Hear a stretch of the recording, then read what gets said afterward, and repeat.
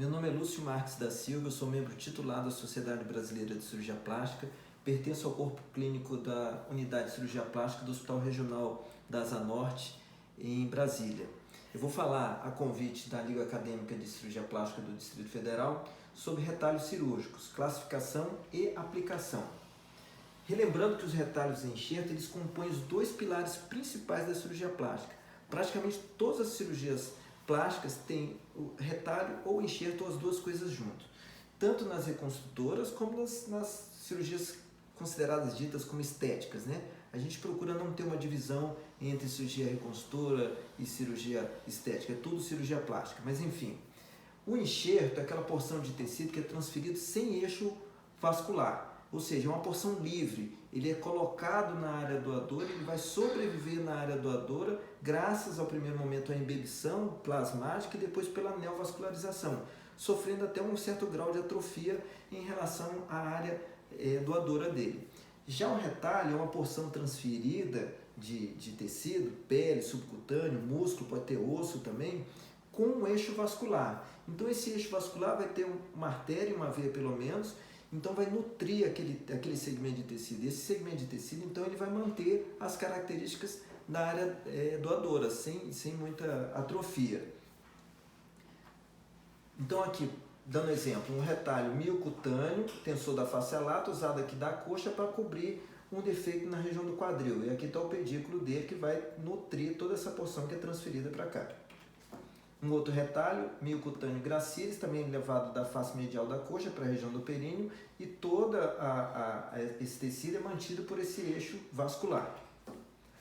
Numa mamoplastia, o complexo areolo-papilar é mantido também por um eixo vascular aqui das mamárias, que vem pelo subcutâneo, então é um retalho axial, em rotação, e vai manter então essa areola viva. Você pode fazer o enxerto da areola também, só que ele já vai atrofiar, não vai ficar com a mesma vivacidade e até mesmo a inervação que o complexo areolo-papilar tem no caso da mamoplastia, que você faz o retalho para o complexo areolo-papilar.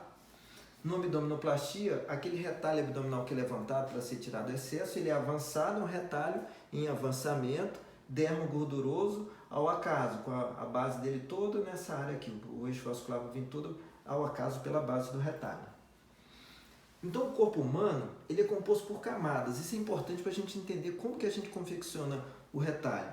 Macroscopicamente a gente não consegue perceber não, mas se a gente botar já uma lente de aumento ou microscópio, a gente consegue observar que a pele até chegar ao músculo é composta por várias camadas, como se fosse um pavê. Cada camada é constituída por um tecido diferenciado, e entre uma e outra camada vai também um plexo vascular específico. Então o que a gente tem? Grandes troncos arteriais, aorta, carótida, braquial, ilíaca. Desses troncos saem os troncos segmentares. Esses troncos segmentares vão entrar na região da cobertura através de vasos específicos, cutâneas diretas, já sai direto do vaso principal, perfurantes miocutâneos saem do músculo em direção ao segmento da pele, septocutâneos, entre um músculo e outro existe um septozinho, e por ali pode passar uma artéria que vai nutrir a parte de pele do segmento do corpo. E neuros cutâneos são os vasos que vão junto com os nervos para a região cutânea. Então o que a gente tem? Na pele, a gente tem pele, epiderme e derme, a gente vai ter um plexozinho ali de baixo. Aí de baixo ali na parte das fáscias, que são aquele tecido membranoso que dividem a camada gordurosa areolar, que é mais alta, e a camada gordurosa lamelar, que é mais baixa, tem também áreas mais ricas em vasos. Esses vasos é que são usados para a gente compor um retalho, de acordo com a sua espessura e com o eixo que a gente está usando. Esse segmento vascular, ele segue um padrão anatômico constante. E a gente conhece isso como angiossomos, né? Então, uma unidade anatômica de pele, tecido subcutâneo, músculo e osso, ele é nutrido por um sistema constante de vasos. Isso é conhecido desde o primórdio, mas em 1987, Taylor e colaboradores fizeram um estudo muito interessante com injeção de acrílico, fotografias e mesmo tomografia para mostrar esses vasos e a constância desses vasos. Então, você conseguiu delimitar no corpo inteiro territórios vasculares com artérias diretas e indiretas, com uma constância anatômica bastante repetida, né? Padrões de repetição que podem, então, levar a gente a propor, a indicar, a confeccionar e planejar retalhos. Com isso, toda a pele ela acaba sendo recebendo a irrigação dela por vasos diretos, septocutâneos, vaso direto, cutâneo direto, miocutâneos, com um padrão muito bacana. E aí, entre as lâminas, formam os plexos que a gente pode utilizar para os nossos retalhos. Com esse conhecimento, foi constituído árvores de retalho para o membro superior, para o membro inferior e mesmo para o corpo. Então, o conhecimento anatômico levou a ciência a desenvolver então toda uma árvore que a gente segue um vaso principal, um segmentar, para saber com essa constância onde é que está esse retalho e planejar e executar esse retalho de uma maneira bastante segura. Classificação dos retalhos. Então, o que acontece? Nenhuma classificação para nenhuma patologia consegue ser abrangente o suficiente para explicar toda aquilo que está sendo classificado. Mas é importante para o conhecimento técnico científico, para a gente conversar um com o outro na hora que fala, é um retalho axial, o outro entender o que é, e também para a redação de artigos científicos, porque aí sim, você seguindo aquela nomenclatura, ela é entendida pela maioria das pessoas que estiverem lendo a respeito. Então, o retalho pode ser classificado de acordo com seu componente, como simples, apenas uma estrutura levada, no caso pode ser a pele junto com o subcutâneo, ou só a fáscia, que é a capa do músculo, ou o músculo propriamente dito, ou o osso somente. Composto é quando ele tem mais de uma estrutura, então músculo e pele, miocutâneos, ossos mais músculo, ósseo muscular, osso mais músculo mais pele, ósseo miocutâneo. Então, vai indo mais uma estrutura junto com aquele eixo vascular. Quanto à localização da área doadora, ele pode ser por avançamento, ou seja, aquele retalho ele só vai avançar sobre a área do defeito, a gente aproveita então a elasticidade que exista na base dele para avançar. Ele pode ser de rotação, então ele é girado em direção ao defeito. Ele pode ser por transposição, o defeito está aqui lateral e ele também é girado, mas já fica uma cicatriz em Y, na área doadora, de transposição. E o interpolação, ele parece muito com o de transposição, ele é transportado da área doadora para a área receptora, mas existe uma ponte de pele que fica sobre ele aqui. Então faz uma cicatriz em Y, mas fica uma pontezinha que muitas vezes tem que ser desfeita para refazer a superfície anatômica ali, porque tem uma parte de pele que fica por debaixo do retalho, uma pontezinha. Interpolação. Quanto aos vasos nutridores, o retalho pode ser randomizado, ou seja, aquele retalho que é levantado sem um eixo vascular principal conhecido. São vários pequenos eixos que vão nutrir. Ele pode ser axial quando você identifica, sabe que existe uma artéria principal que vai alimentar esse retalho. Isso pode ser identificado, inclusive, pela ecografia Doppler, né? Antes da cirurgia. E os livres são aqueles, então, que o retalho é tirado, feito um enxerto, mas leva o pedículo vascular, e o pedículo vascular é anastomosado por microcirurgia. Então, algumas pessoas costumam falar assim, esse é um enxerto microcirúrgico, mas o enxerto seria muito fino. O retalho, não. O retalho ele é composto por todas as camadas. Então, a gente costuma chamar de retalho microcirúrgico porque ele vai com todas as camadas e com o eixo vascular que vai ser suturado para dar a nutrição. Quanto ao fluxo vascular, ele pode ser anterógrado, ou seja, o fluxo normal, que vai do centro do corpo para a periferia, que é o fluxo normal, e algumas vezes existe o fluxo reverso, que a gente roda o retalho e ele fica com a circulação dele sendo reversa, feita inclusive pelas veias. Quanto à subclassificação dos axiais, então aquele retalho que ele tem um pedículo vascular, ele é o dito conhecido, um eixo vascular, esse eixo pode ser coberto com pele. Se ele for coberto com pele, a gente conhece ele como peninsular. É só lembrar da bota da Itália, é uma península, tem uma base de pele aqui, sendo o retalho a ponta da bota, né? E em ilha, essa parte do braço dele não tem pele, é só uma ilha. Vocês vão ver alguns exemplos, vão conseguir ver exatamente o que é um retalho ilha em peninsular. E o livre, ele acaba sendo em ilha, porque vai só a ilha de pele e o pedículo fica normalmente oculto. Então a gente tem aqui alguns exemplos. Um retalho fascicutâneo axial em rotação para uma úlcera sacral. Ele é axial porque tem as artérias aqui, glútea superior e inferior, que dão as perfurantes que vão nutrir esse retalho. Um retalho em avançamento VY, então ele aproveita essa elasticidade, é cortado em V, suturado em Y. Nesse caso aqui, ele é um fascicutâneo, só a face e a pele, o subcutâneo, e ele é randomizado, não existe nenhuma artéria principal que vai nutrir ele. Aqui é um retalho miocutâneo, tensor da face lata, músculo tensor da face lata, em península. Então tem uma península de pele aqui que quando roda gira e forma uma orelhinha aqui. Aqui é um retalho tensor da face lata, miocutâneo tensor da face lata, como aquele outro, mas em ilha. Então ele foi confeccionado aqui embaixo, uma vez que ele é transposto, não tem a ilha de pele, a península de pele aqui juntando trazendo a circulação. A circulação está com a península sem pele aqui por baixo. Então ele fica com um desenho mais bonito, que é uma ilha de pele sem nada em volta, cobrindo o defeito. Aqui é um retalho miocutâneo de glúteo máximo para uma úlcera esquiática. Então o retalhinho está ali e ele leva essa característica. Ele é em ilha, a área receptora está aqui e a área doadora. Não tem um pedículo de pele ligando a área doadora para a receptora.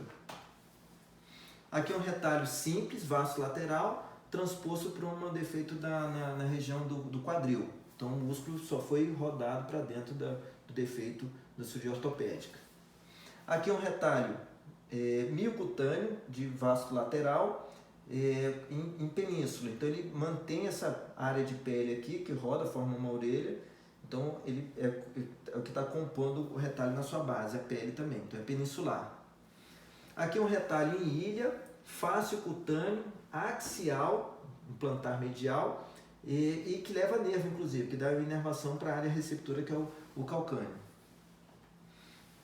Aqui é um retalho esternocleidomastodeu em ilha, então tem um músculo esternocleidomastodeu para um defeito na face. Então, quando você fala do retalho miocutâneo, esternocleidomastodeu em ilha, quem está ouvindo e conhece a classificação, na mesma hora já visualiza qual que é o retalho. Aqui é um retalho randomizado, ele não tem uma artéria própria dele, em avançamento quase em rotação, ele é conhecido como retalho mostardeiro. Então alguns retalhos também levam o nome de quem descreveu a primeira vez, o epônimo, né? Aqui é um retalho de avançamento miocutâneo para um defeito da pálpebra, em Y, avançamento em Y, miocutâneo do músculo orbicular. E assim por diante, a gente vai tendo vários tipos de retalho. Aqui um retalho interpolação axial na pudenda externa para a reconstrução da bolsa escrotal. Então fica aqui quando ele gira, como ele tem interpolação, uma ponte de pele aqui por baixo que depois tem que ser soltada e recomposta, porque senão fica como se fosse um viaduto, um pedaço de pele por debaixo do retalho. Esse é a interpolação. Aqui é um retalho de transposição simples, então não tem base de pele por baixo, randomizado. Esse é um retalho romboide, ou conhecido pelo epônimo de Lindbergh. Então, um defeito foi tirado do tumor e é transposto para a área receptora. Aqui, retalho de rotação fascicutâneo, 2 retalhos de rotação fascicutânea, ao acaso, para recomposição de um defeito de ressecção tumoral torácica. Aqui é um retalho fascicutâneo sural, então ele é baseado na veia safena e ele na veia sural, e ele tem um fluxo reverso. O pedículo dele está ao contrário do que seria um pedículo vindo da parte proximal. Exposição cautânea, então não tem nenhum retalho ali por perto. Nesse caso foi feito um retalho microcirúrgico anterolateral da coxa, então é conhecido que na região anterolateral da coxa, uma parte cutânea dela recebe uma artéria e veia única, é retirada então da coxa, aqui fechado o defeito, e esse retalho é anastomosado na região receptora, um retalho microcirúrgico livre. Então aplicabilidade, conhecer as características de cada retalho vai permitir então a gente indicar esse retalho com mais propriedade. E a gente tem que entender também o seu alcance e suas limitações, que tamanho que é esse pedículo vascular, qual que é a elasticidade, qual que é o tamanho da ilha de pele que a gente pode levar. Então isso, a gente, sabendo disso tudo, a gente prevê, planeja e previne, inclusive, complicações. Então, a gente tem que saber manejar muito bem isso para utilizar aquela árvore de retalhos. Sempre que a gente vai escolher um tratamento, a gente parte do menos para o mais. A lesão dá para fechar a primária? Fecha a primária. É uma lesão que não tem elementos nobres expostos? Tem circulação própria? Enxerto. Opa, não tem circulação própria ali para fazer o enxerto integrar e tem exposição de elementos nobres, ossos, nervos, grandes vasos. Opa, aí é retalho. De preferência local. Ah, não dá para fazer local? Vizinhança. Não dá para fazer vizinhança? A distância. Não dá para fazer a distância, não tem um pedículo ali? Microcirúrgico. Então, essa escala de complexidade ela está na cabeça de qualquer cirurgião plástico, a gente está sempre pensando nisso. Lembrando que a gente tem que trazer uma boa cobertura e muitas vezes o volume. Mas não pode ser muito volume se, por exemplo, um grande volume na área de dobra, a pessoa não vai dobrar direito.